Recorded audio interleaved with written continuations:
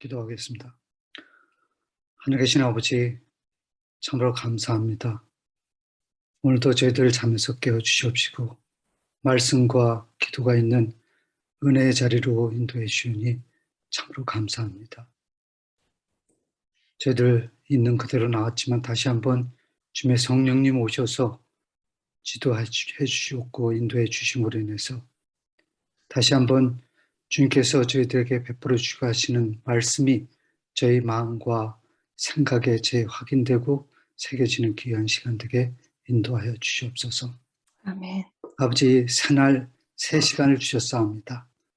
저희들 주님의 이름을 의지하며 또 그 은혜에 힘입어 새롭게 또 재도약하기를 원하오니 아버지, 저희들을 붙들어 주시고 인도해 주심으로 인해서 다시 한번 말씀이 육신이 되신 우리 주님을 따라가기에 조금도 부족함이 없는 저희들 될 수 있도록 인도해 주시옵소서. 아버지, 이 시간을 위해서 주님의 귀한 종 장문호 목사님 그리고 오해근 장로님을 사용해 주시오니 감사합니다.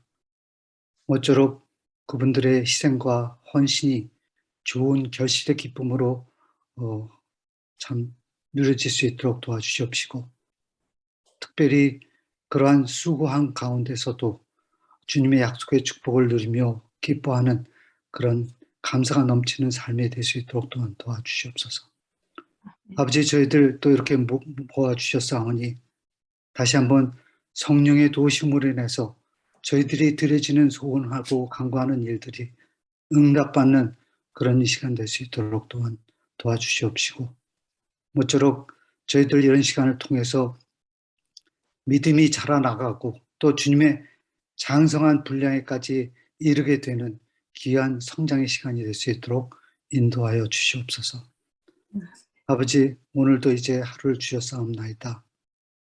성령의 도우심으로 살고 행함으로 인해서 오늘 하루도 참으로 은혜가 왕노릇하는 그러한 승리의 시간들을 가질 수 있게 도와주시옵시고 특별히 예비 일용이 잘 준비해서 주님께서 저희들에게 마련해 주신 안식일을 기쁨으로 맞이하는 저희들 모두 되게 또한 인도하여 주시옵소서. 아버지, 너무 감사하며 우리를 너무나도 사랑해 주시는 우리 주 예수 그리스도의 이름으로 간절히 기도하옵나이다. 아멘.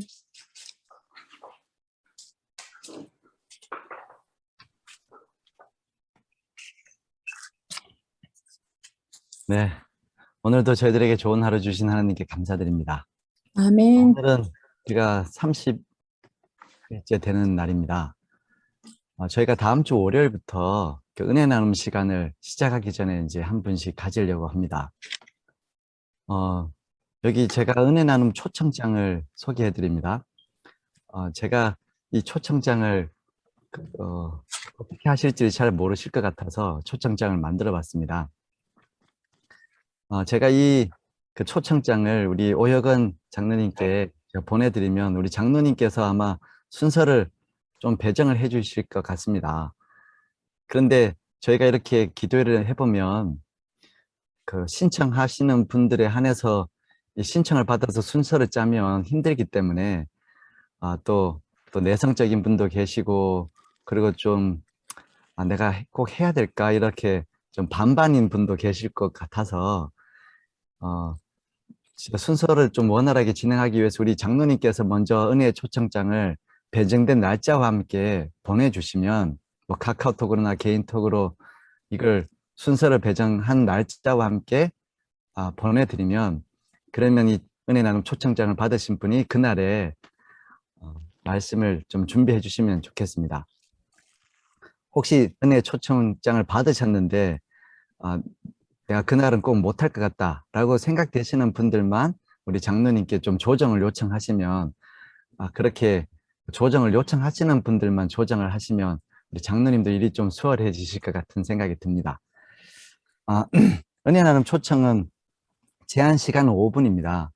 그리고 참여 방법은 이번에 참여하시면서 개인적으로 받은 은혜를 자유롭게 나눠주시면 됩니다.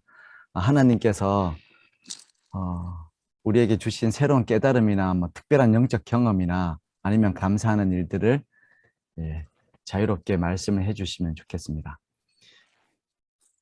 네.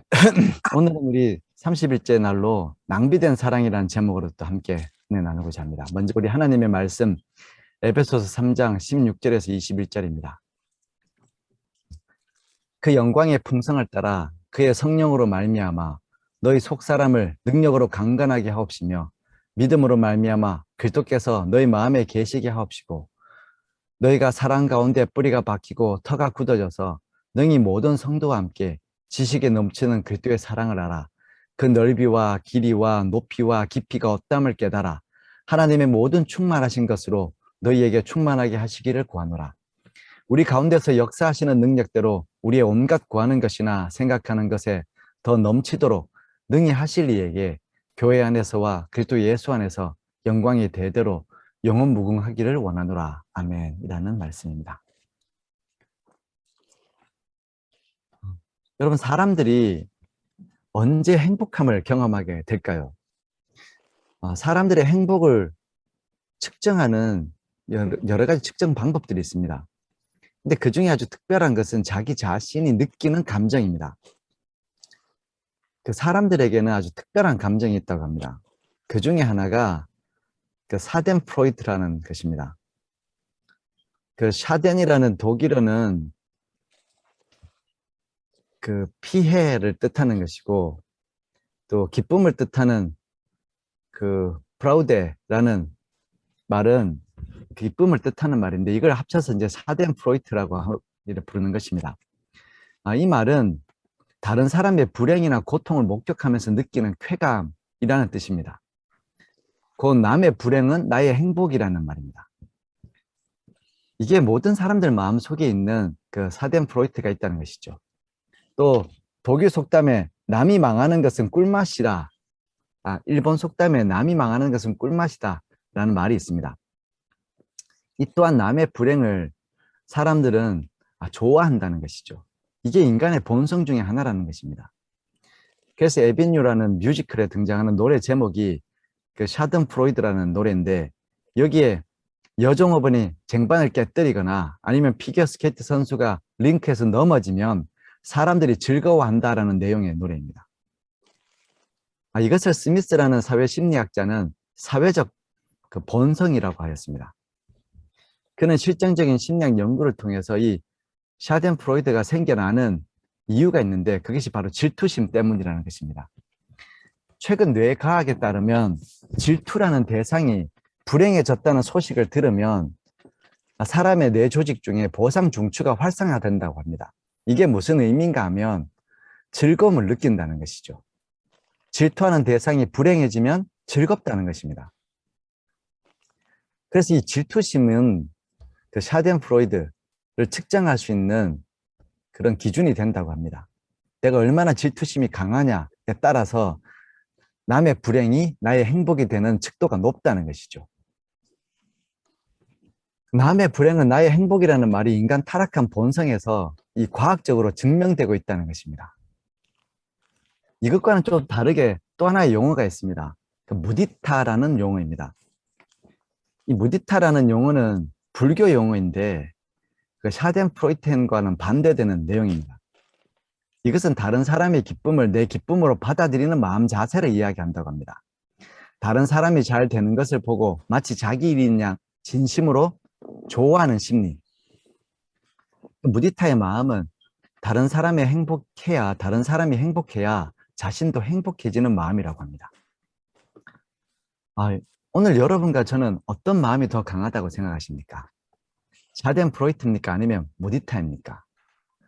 남이 좀 안 되는 걸 봐야 좀 쾌감도 있고 왠지 내가 잘 사는 것 같으십니까? 아니면 남이 잘 사는 거 보면 먹지 않아도 배부른 그런 마음을 가지십니까? 여러분, 그 그리스도인의 마음과 품성과 인격이라는 책에 이런 말씀이 있습니다. 다른 사람의 행복은 우리의 행복이라는 소주제입니다. 그리스도는 그분의 교회를 하나님을 위한 아름다운 성전으로 만드신다. 두세 사람이 내 이름으로 모인 곳에는 나도 그들 중에 있느니라 라고 그분은 선언하셨다. 그분의 교회는 다양한 은사들로 채워지고 성령을 부여받은 거룩한 생애의 뜰이다. 하늘은 적절한 의무들을 지상에 있는 교회의 각 지체들에게 부여하며 모든 사람은 그들이 돕고 복주는 사람들의 행복에서 그들의 행복을 찾아야 한다라고 했습니다. 여러분, 하나님께서 원하시는 성전, 아름다운 성전은 어떤 곳입니까? 우리가 신앙생활하는 교회는 거룩한 생애의 뜰이라고 했습니다. 거룩한 생애의 무대라는 것이죠. 성령과 동행하는 사람들이 서로의 행복을 위해서 살아가는 생애의 뜰이 바로 교회라는 것입니다. 이곳에 모인 그리스도인들은 성령의 은혜 안에서 다른 사람들의 행복을 자신의 행복으로 여기고 사는 사람들입니다. 이런 사람들이 모인 곳이 교회라는 것이죠. 이 말은 성령 안에서 가치의 기준이 달라진 사람들이 바로 그리스도인이라는 것입니다. 여러분, 우리가 성령을 부여받은 성도들이라면 마땅히 어디에서 행복을 찾아야 합니까? 다른 사람들을 돕고 복주는 것, 또 다른 사람들의 행복에서 우리들의 행복을 찾아야 된다고 했습니다. 이것이 바로 성령을 부여받은 거룩한 생애를 사는 사람들의 삶의 현장입니다. 삶의 현장에서는, 성령과 동행하는 삶의 현장에서는 이런 일들이 있어야 된다는 것이죠. 우리에게는 남의 행복을 찾는 일들이 있어야 됩니다. 또 남의 행복에서 행복을 찾는 삶을 살아야 합니다. 이것이 성령과 동행하는 사람들의 삶의 모습입니다. 여러분, 성령을 부여받은 거룩한 생애를 사는 사람들과 같은 구원을, 또 같은 은혜를 경험했지만 여전히 세상의 가치관을 가지고 사는 사람들의 이야기가 누가복음 7장에 나와 있습니다. 누가복음 7장에 보시면 한 바리새인이 예수께 자기와 함께 잡수기를 청하니 이에 바리새인의 집에 들어가 앉으셨을 때 그 동네에 죄를 지은 한 여자가 있어 예수께서 바리새인의 집에 앉아 계심을 알고 향유 담은 옥합을 가지고 와서 예수의 뒤로 그 발 곁에 서서 울며 눈물로 그 발을 적시고 자기 머리털로 닦고 그 발에 임 받추고 향유를 부으니 라는 말씀입니다. 이 이야기는 베다니에서 있었던 이야기입니다. 예수님께서 예루살렘을 향해서 가시기 전에 머물렀던 이 베단이라는 동네는 아주 작은 동네였습니다. 근데 이곳에서는 정말 다양한 일들이 있었습니다. 이곳에서 지금까지 가장 뜨거웠던 이야기 중에 하나가 나사로의 이야기입니다. 죽었던 나사로가 되살아난 이야기죠. 그리고 이전에, 이 사건 이전에 아주 놀라운 최고의 베다니의 베스트 뉴스는 바리새인이었던 시몬이 예수님의 은혜로 나음을 입었다는 것입니다. 그리고 또 하나의 뉴스가 있었는데 7 귀신 들렸던 마리아를 예수님께서 낫게 하셨다는 것입니다. 참으로 작은 마을이었지만 예수님에 관련된 빅뉴스가 많았던 동네가 이 베단이라는 동네였습니다.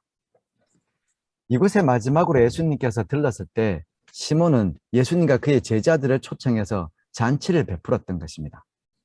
운동병자에서 나음을 입었던 바리새인 시몬, 바로 그가 예수님과 그 제자들을 초청한 것이죠. 이것도 그 당시에는 큰 뉴스였습니다. 왜냐하면 예수님과 그분의 사업이 이전 어느 때보다 사람들의 주목을 받고 있었습니다. 그러자 위기감을 느꼈던 유대 지도자들은 이번 유월절을 넘기지 않겠다라는 마음을 먹었습니다. 예수님을 잡아서 반드시 죽이겠다라는 치밀한 계획을 세우고 있던 때가 바로 이때였습니다. 이때에 바리새인이었던 시몬이 이런 분위기를 알고 있었을 텐데도 예수님과 그분의 제자를 초청했다는 것은 대단한 일이긴 합니다. 그래서 많은 사람들이 주목하는 잔치였습니다. 근데 이 잔치에는 예수님의 은혜를 입었던 모든 사람들이 모여 있었지만 여러 부류의 사람들이 있었습니다. 특별히 재밌는 사람들이 있었습니다. 예수님의 공생애를 보면서 제일 신기한 것 중에 하나가 사랑과 선행과 이적으로 사람을 도우시는 예수님을 저기가 가득한 눈으로 바라보는 사람들이 있었다는 것입니다. 요즘 말로 하자면 째려보는 거죠. 예수님을 왜 째려보는 것입니까? 왜 사람들은 예수님을 저기 가득한 눈으로 바라보고 있었을까요? 예수님께서 사람들에게 하신 일은 사랑과 선행과 이적을 행하시고 구원을 베푸셨는데 왜 사람들은, 그 주변에 많은 사람들이 예수님을 째려보고 있는 것일까요? 예수님에게 불만이 생기고 불평이 생겼기 때문입니다. 그 이유는 자신들의 마음과 바람이 잘못되었기 때문이겠죠. 자신들의 마음과 바람이 잘못되었기 때문에 그 바람과 마음에 맞지 않는 예수님에게 불만과 불평이 생기는 것입니다. 예수님께서 하시는 일이 선행이지만 그게 내 마음에 들지 않으면 저기가 가득한 눈으로 바라보게 된다는 것이죠. 진리는 바뀌는 것이 아닙니다. 그렇기 때문에 굽은 길로 가고자 하는 사람들은 바뀌지 않는 진리가 불편하죠. 내가 굽은 길로 가야 하는데 곧바른 진리를 발견하면, 아주 바른 진리를 발견하면 그것 자체가 자신에게는 큰 부담이 되는 것입니다. 그래서 불만이 생기고 불평이 생기는 것이죠. 오늘 우리들의 신앙생활 속에서 하나님의 뜻이 못마땅하게 느껴질 때가 있습니다. 그분이 가라고 하는 길이 너무 불편하게 느껴질 때도 있을 것입니다. 그렇다면 여러분, 무엇이 잘못일까요? 하나님의 뜻이 잘못된 것이 아닙니다. 하나님께서 우리에게 가라고 하신 길이 잘못된 것이 아닙니다. 우리 삶이 많이 굽어 있다는 것입니다. 그리스도인들은 하나님의 것이 좋아야 하는 사람들입니다. 하나님의 길이 자신의 길보다 훨씬 좋고 또 자신에게 편안해야 하는 사람들입니다. 믿음 생활이 자꾸만 불편하다고 느끼고 또 우리는 시급하게 교정해야 하는 생활 습관을 가지고 있다고 느낀다면, 이 생활이 좀 바뀌어야 된다고 생각한다면, 믿음 생활이 좀 포기되어야 된다고 생각한다면 여러분, 우리의 삶이 삐뚤어져 있다는 것이죠. 이렇게 예수님 주변에는 정말 저기가 가득한 눈으로 자신의 뜻과는 맞지 않다고 해서 예수님께 불평이 있는 사람들이 모여 있었습니다. 이게 베다니 시몬의 집에서 잔치하실 때 주변에 모여있던 사람의 한 부류의 모습이었습니다. 근데 이 잔치에 또 다른 부류의 사람이 있었습니다. 바로 베다니에서 유명한 마리아와 같은 여인이었습니다. 성경학자들은 좀 다른 의견들을 가지고 있지만 본 교회 주석이나 또 이지 화이트는 이 나사로의 여동생 마리아와 막달라 마리아를 동일 인물로 보고 있습니다. 이 마리아는 7 귀신이 들씌워서 막달라라는 곳에서 부정한 인생을 살다가 예수님께서 구원해 주셔서 다시 고향집인 베다니로 돌아와서 주님을 따르는 그러면서 헌신하고 그런 여인으로 살고 있었다는 것이죠. 오늘 본문에 등장하는 이 나사로의 여동생 마리아는 이런 사연이 있는 여인이었습니다. 그가 시몬의 집에서 열리는 잔치에 참석하게 되었는데, 이 잔치에 이 여인이 참석한 이유는 자신에게 베풀어 주신 예수 그리스도의 은혜, 그 가치를 드러내기 위함이었습니다. 누가복음 7장 44절부터 예수님은 그날 이 여인이 했던 행동들을 이렇게 사람들에게 이야기하십니다.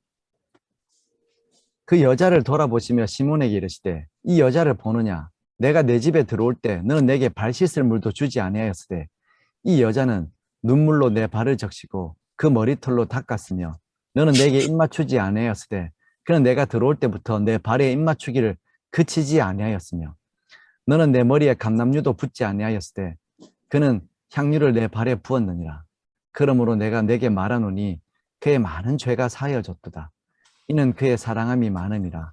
사함을 받은 일이 적은 자는 적게 사랑하느니라 라고 하였습니다.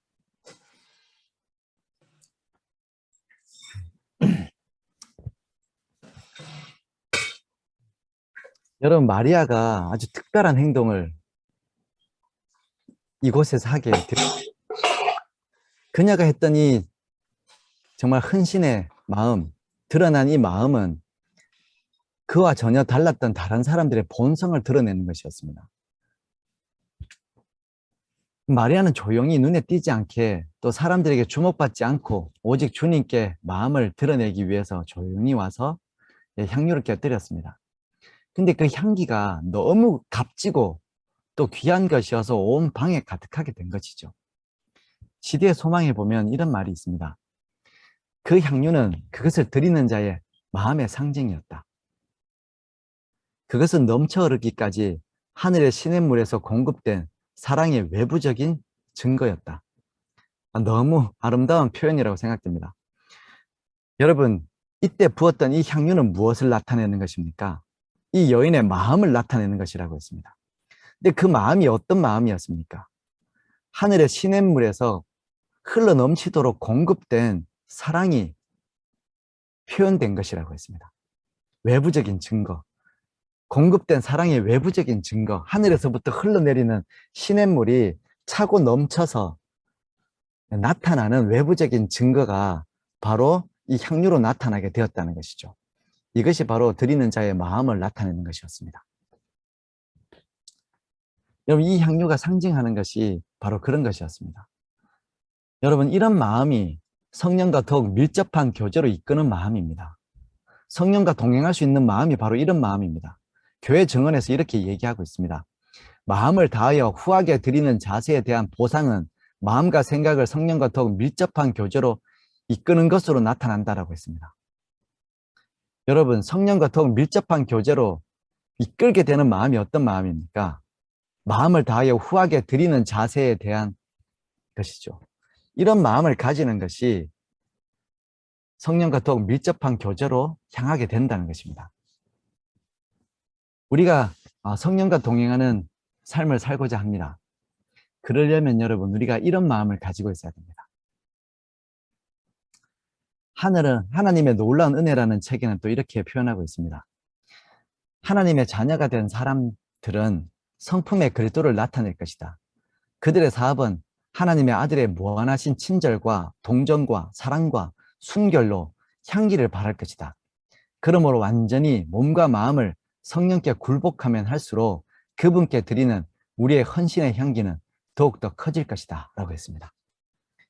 여러분, 이 본문에서 마리아가 깨뜨린 그 향유가 온 방을 채우고 온 세계에 또 온 세대를 향하여 퍼져나가는 향기가 된 이유가 무엇입니까? 그것이 바로 몸과 마음을 성령께 온전히 굴복했기 때문입니다. 그러면 그가 드리는 그 헌신이 더욱더 커진다고 했습니다. 그 헌신의 향기가 커진다고 했습니다. 성령께 드리는 마음에서는 더 큰 향기의 헌신이 나온다는 것이죠. 여러분, 우리가 이런 향기를 가진 사람들이 되어야 하는 것입니다. 근데 이런 향기가 났을 때 이 방 안에 있던 사람들에게 이상한 논쟁이 벌어졌습니다. 어떤 논쟁입니까? 제자들이 보고 분개하여 이르되 무슨 의도로 이것을 허비하느냐라는 것입니다.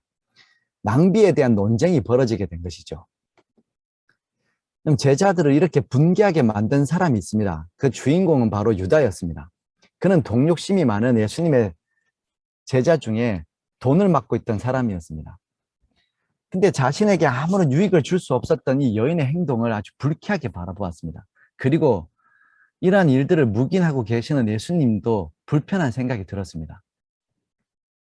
그래서 주변 사람들에게 이런 비난과 불평을 조금씩 터뜨리기 시작했습니다. 그러자 이 악랄한 마음이 제자들에게 전염되어서 모든 제자들이 분개하게 된 것입니다. 그들이 분개하게 된 이유가 무엇입니까? 낭비라는 것입니다. 이 아까운 것을 왜 낭비하느냐라는 것이 그들을 분개하게 한 이유였습니다.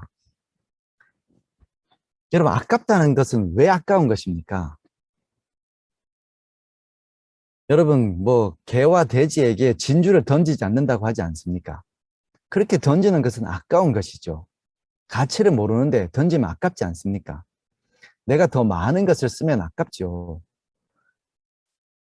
돈을 10불만 주면 되는데 그 물건을 여러분이 100불 주고 사셨다면 돈이 얼마나 아까우시겠습니까? 여러분, 제자들이 어떻게 예수님을 향하여 아깝다는 이야기를 할 수 있습니까?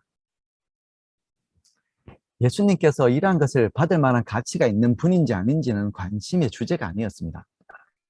그들이 이것이 낭비라고 분개한 것은 자신들이 가지고 싶어 하는 가치를 가지지 못하기 때문에 낭비였다고 하는 것이죠. 자신들이 원하지 않는 일에 사용된 것이 낭비였고 자신들의 이득에 아무런 도움이 되지 않는 것이기 때문에 낭비라고 생각한 것입니다.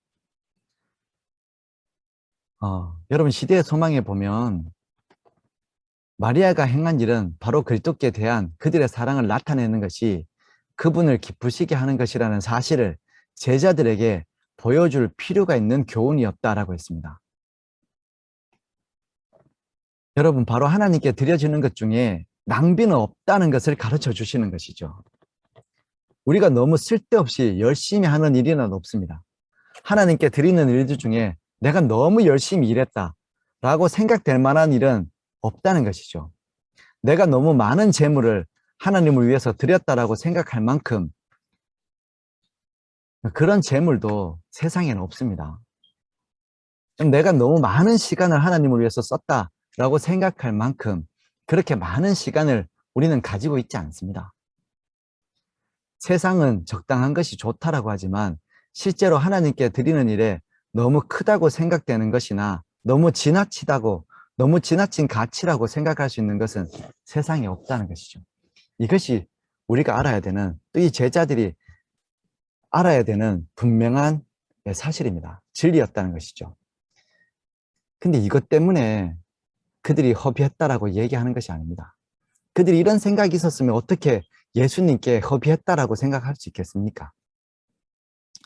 하나님께 드려진 것이 낭비라고 하는 그 기준을 정하는 것은 결국 우리 마음입니다.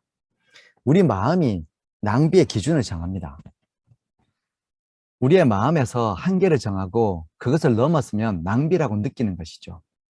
이러한 한계를 정하는 마음으로 이해하기 어려운 것이 바로 자기의 구원이기도 합니다. 사람들이 자신의 구원을 확신하지 못하는 이유는 자신을 향한 하나님의 사랑을 이해하는데도 자신의 마음에 한계가 있기 때문입니다. 아무리 생각해도 나 같은 사람은 구원받을 수 없어 라고 생각하는 것이 모든 사람의 한계죠. 그러면 어떤 일, 내가 이 정도는 괜찮은데 자신의 정해놓은 한계를 넘어서는 죄나 자기의 부족한 모습을 발견했을 때는 자포자기합니다. 하나님의 구원을 붙잡지 않고 자기 한계를 넘어서 버리면 자포자기한다는 것이죠. 나는 하나님의 구원을 붙잡을 사람도 아니야 라고 스스로 그 한계를 정해놓는 것입니다.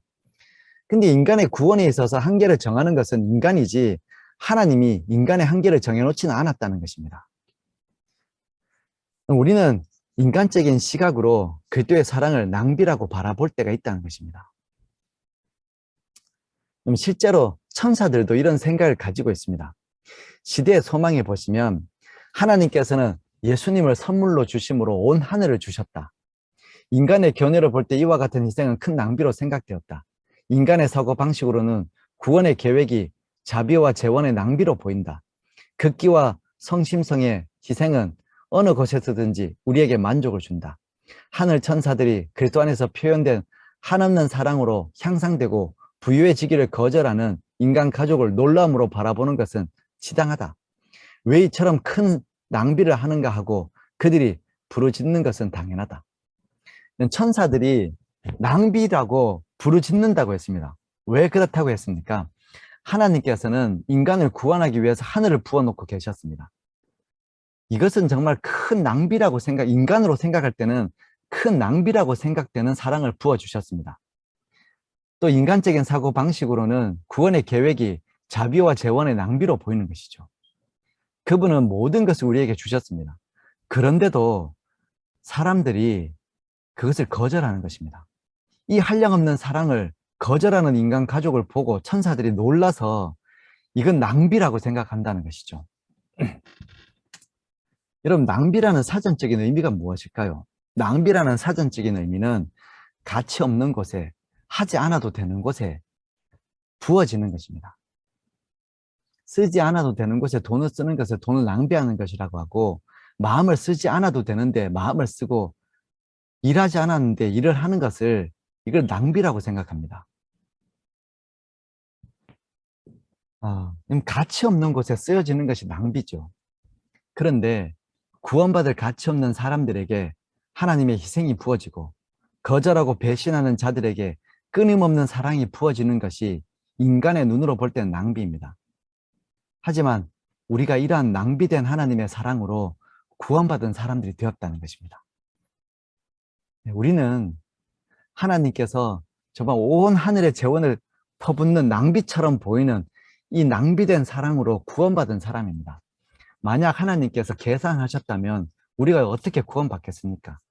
정말 구원받을 만큼 확실한 사람인지, 의로운 사람인지, 진실한 사람인지 하나님께서 계산하신다면 우리는 아무도 구원받을 사람이 없습니다.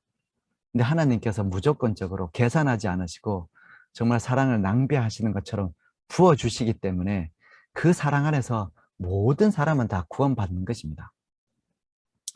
이렇게 온 하늘을 부어주시는 하나님에게 향유를 깨뜨리는 것이 왜 낭비입니까? 마리아는 이런 하나님의 사랑을 자신이 할 수 있는 최고의 희생을 통해서 올바르게 평가하고 싶었던 여인이었습니다. 여러분, 그리스도인들은 하나님의 사랑을 올바로 평가하는 사람들입니다. 이게 그리스도인들이죠. 여름철에 잔디에 비를 줘보면 어떤 생각이 드는가 하면 돈이 아깝다는 생각이 듭니다. 여러분, 여름철에 잔디 케어를 하려면 일주일에 5번에서 6번 정도 1시간에서 2시간 물을 주어야 합니다. 물이 2인치에서 3인치 정도 젖어들 수 있도록 물을 줘야지 잔디가 말라 죽지 않습니다. 근데 제가 하루는 호수로 물을 주다 보니까 물값이 정말 많이 나올 것 같은 생각이 들었습니다. 이 정도 한번 물 주는 물이면 온 집안 식구들이 샤워하고 하루 종일 화장실 가고 물 마시고 또 설거지하고 해도 남을 만한 물을 제가 주고 있는 것입니다. 제가 물이 아까운 생각이 들어서 한두 시간 줘야 되는데 한 40분만 주고 물을 꺼버렸습니다. 이렇게 아까운 물을 한 40분 주는 것도 힘들죠. 이게 도대체 얼마야? 이런 생각이 드는 것입니다. 그런데 어느 날은 그렇게 정말 아까운 생각으로 물을 주어놨는데 저녁에 비가 내리는 것입니다. 그러면서 제가 비의 가치를 깨달았습니다. 이게 도대체 얼마짜리 비야? 이런 생각이 드는 것입니다. 한 번은 저희 집사람이 비가 좀 왔으면 좋겠다라는 말을 한 적이 있습니다. 그래서 제가 왜라고 물었더니 나는 비 오는 걸 좋아하잖아. 그 시원하고 잔잔한 분위기가 참 좋잖아 라고 아주 해맑게 이야기하는 것입니다. 그때 제가 아주 퉁명스럽게 경상도식으로 얘기했습니다. 여보, 당신 기분 좋아지자고 하나님께서 하늘에서 비를 내리시면 얼마나 많은 물을 써야 되는 줄 알아? 당신 머리 위에 내리는 것도 아니고 적어도 우리 동네와 훨씬 넓은 곳에 비를 퍼부어 주셔야 되는데 그 물을 다 돈으로 계산하면 얼마나 많은 돈을 하나님이 쓰셔야 되는 줄 알아? 이렇게 대답을 한 적이 있습니다. 여러분, 정말 하나님께서 우리에게 주시는 것을 어느 순간인가 깨닫게 되면 이게 얼마나 비싸고 귀한 것인지를 새삼 느끼게 됩니다. 여러분, 시편 72편에 보면 이런 말씀 있죠. 저는 뱀풀에 내리는 비같이 땅을 적시는 소낙비같이 마신다라고 했습니다. 여러분, 하나님께서 우리에게 쏟아붓고 계시는 가치를 아는 사람들이 마리아처럼 향유를 깨뜨리는 것입니다. 그러면 우리 교회는 그 향기로 진동하는 교회가 됩니다. 그 향기가 성령과 동행하는 사람들에게서 풍겨나는 향기라고 했습니다. 성령께 몸과 마음을 완전히 굴복하면 더 큰 헌신의 향기가 난다고 하지 않았습니까? 여러분, 우리 성령과 동행하는 삶을 살기를 원하는 사람들은 남다른 향기를 가지고 있어야 합니다. 바로 마리아가 그 방에 곁들였던 그 향기처럼 여러 사람들에게 나가는 헌신과 희생의 향기가 있어야 한다는 것이죠. 남의 행복을 나의 행복으로 생각하는 향기, 이런 향기가 있어야 한다는 것입니다. 성령께서 우리에게 이런 사랑을 알게 하시고 우리도 이런 마리아와 같은 마음으로 향기 나게 하신다는 것이죠. 마지막으로 제가 교육에 있는 말씀 하나 읽도록 하겠습니다. 식물은 하나님께서 그 생명을 유지하기 위하여 마련하신 것을 받아서 자라난다. 이와 같이 영적 성장은 하나님의 힘과 협력함으로 달성되는 것이다. 식물이 흙에 뿌리를 내리는 것처럼 우리는 그리스도에게 뿌리를 내려야 한다. 마치 식물이 햇빛과 이슬과 비를 받은 것처럼 우리는 성령을 받아야 한다. 우리의 마음이 언제나 그리스도에게 향해 있으면 성령은 마치 비와 같이 땅을 적시는 늦은 비와 같이 우리에게 임하실 것이다. 마치 의로운 해처럼 치료하는 날개를 가지고 우리 위에 떠오를 것이며 우리는 백합화와 같이 필 것이며 곡식같이 소성할 것이며 포도나무같이 꽃필 것이다.